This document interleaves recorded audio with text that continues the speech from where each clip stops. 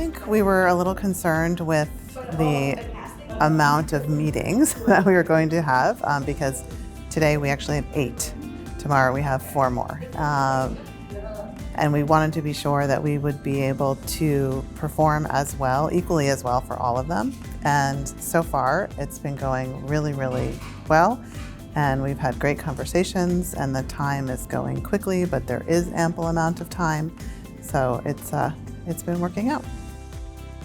Money would be travel, so it may not be as costly. However, time would definitely take a lot longer.